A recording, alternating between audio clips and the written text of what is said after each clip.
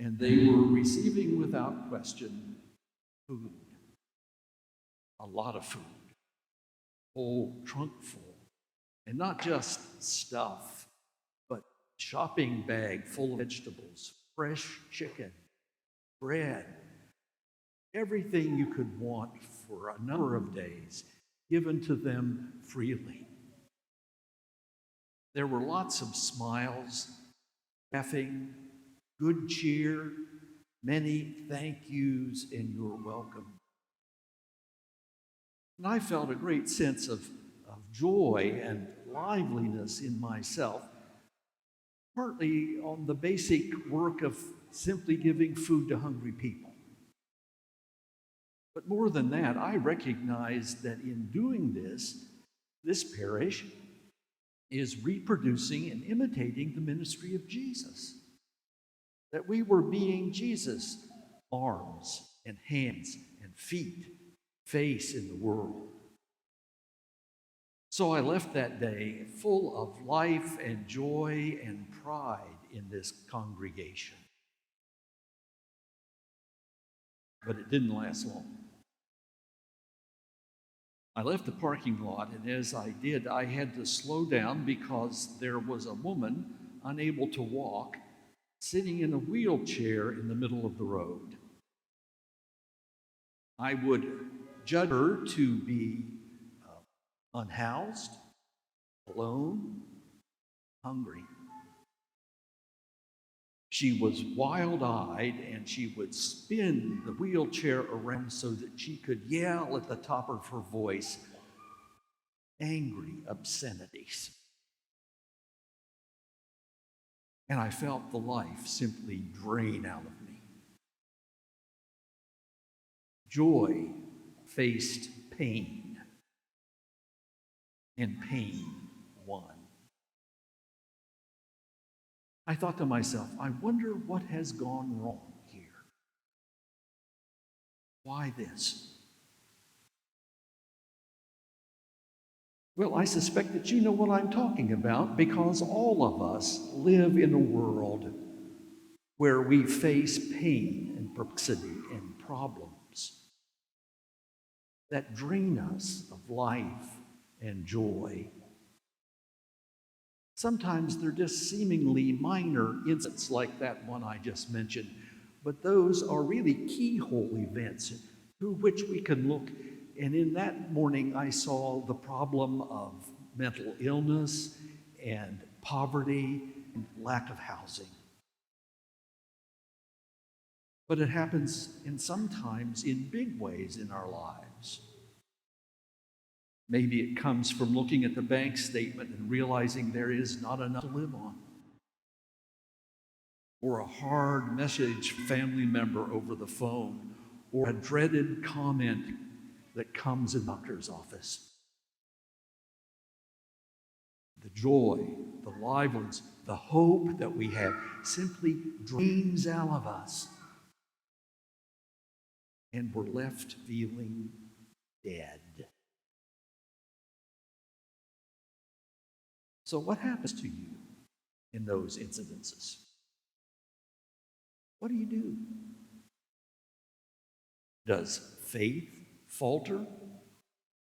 Does life leave? Are they replaced by doubt and despair and death?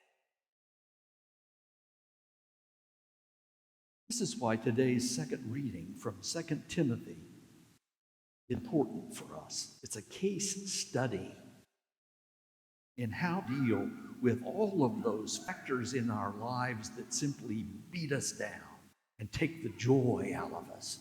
Sometimes small things, sometimes quite large and important things. At least parts of 2 Timothy are autobiographical material from the Apostle Paul. At this point, he is in prison, probably in Rome. He has had one court appearance, which he survived without sentence, but as he notes, everyone deserted me, and he was alone. There's a second court appearance coming up, and Paul at this point is quite convinced that he will not survive the sentence. And he says, I know that the end is coming. I know I will die, and that my story will end. Well, you talk about a situation that would drive the life right out of you. Would not it be this? A death sentence? In prison? Alone? And yet this little passage from 2 Timothy is just loaded with joy, isn't it?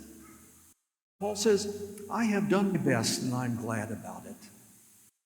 I know that Christ is the righteous judge and that he will set things right. I know the risen Lord will stand with me through no matter what comes. I know that I've had a chance to proclaim the gospel even in this awful situation. And finally he says, I know my destiny is good, that my future belongs with Christ, who will always stand with me. So where does this joy come from? Where does he come up with this stuff?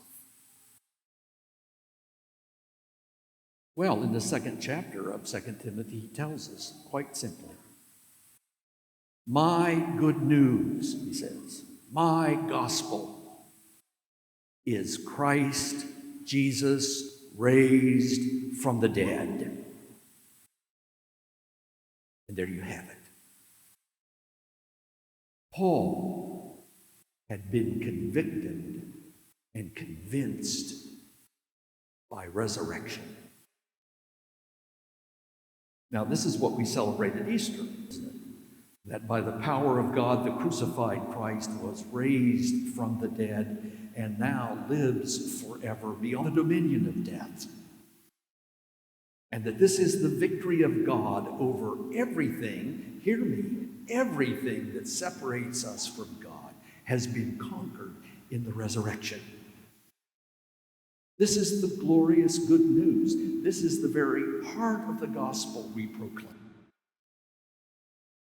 Jesus Christ has died and has been raised. We'll talk about it in the liturgy, won't we? Let us claim the mystery of faith. Christ has died. Christ is risen. Christ will come again. That's the gospel. That's the good news. That's why we're here. And Paul had been convinced by resurrection convictions. Now, it's not just Paul, but it can be you and me. In baptism, many things are given to us. Many things happen to us. But one of them is that we are joined to the death and resurrection of Christ.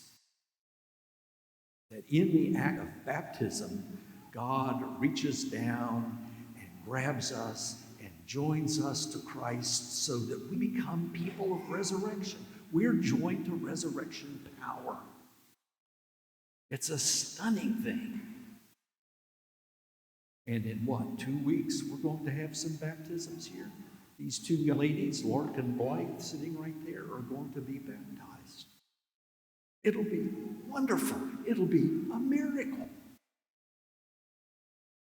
Then, in the Eucharist, what happens? Well, many things, but part of what happens is that the risen Lord makes himself available to us in the bread and wine so that he lives in us and we live in him. We take on Christ in the most intimate way. We become a beacon of resurrection. So it's there. It's available for us. We just have to be convinced of it. We just have to live it. When I was about 7 years old, my mother decided that I was going to take swimming lessons. And I said, no, I'm not. I was convinced that I couldn't swim because I had tested this out in the bathtub. And whenever I get in the water, the tub, I'd sink to the bottom. So she and I had a little argument over it, but you know who won. So I went to the city park pool where there were Red Cross instructors. And you know what I learned? I float. That somehow water supports me. What if that's the water of baptism? What if it's resurrection? What if we relax and let it happen in our lives? We could be convinced of resurrection too. Trust it. Come on in. The water is just fine.